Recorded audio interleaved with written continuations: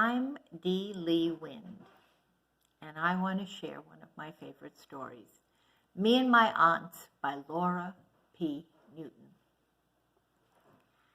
I grew up on Long Island in a 3-generation household. My younger brother and I lived with my parents, my paternal grandmother, and her younger sister, my great-aunt Sally. Now, in spite of the age difference, Auntie Sally and I were soulmates. When I was very little, she would come up to my room and she would tuck me in and read me stories and talk to me about everything and tell me stories and recite poems. We had a great relationship. And as I grew older, our bond became stronger. We would walk across our town looking for just the right plants and bulbs to put into our garden. I think all the nurseries knew us.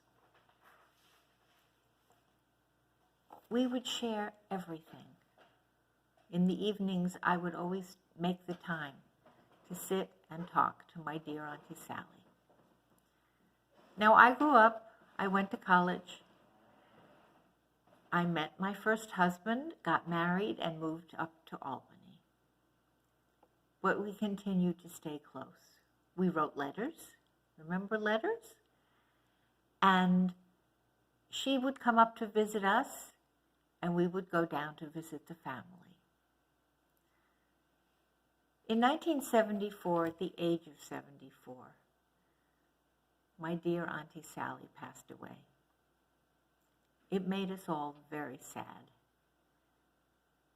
and I miss her still. A couple of years after she passed away, I was doing some presentations at a conference on Long Island. And between my presentations, I went out into the lobby to see what the vendors were selling. And I came upon a table filled with children's books. And I started looking at them, and one of them caught my eye. I read it. I looked up, and I said to the author, I want to buy this book. And I'm a storyteller. Would you give me permission to tell your story? She did. So here is my tribute to my great-aunt Sally, Me and My Aunts, by Laura P. Newton. I have lots and lots of relatives. Best of all are my aunts. One aunt is a great baker. She bakes pies and cookies and fancy cakes, even when it's not my birthday. One aunt is a champion at sewing. She makes the most wonderful pillows, big fluffy pillows, and warm sweaters that are easy to put on, and long pink lacy dresses that my mother would never pick out. One aunt is a teacher, and she sends me books, important books, that I will read next year.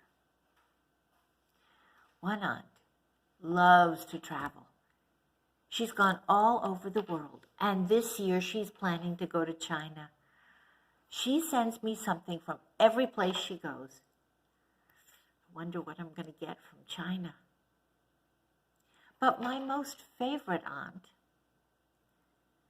doesn't bake. She hates to sew.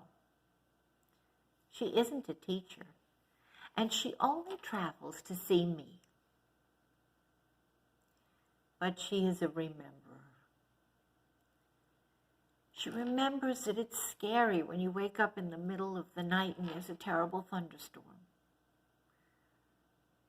She remembers how it feels when you don't have a best friend. And she remembers what it's like to have a pesky little brother.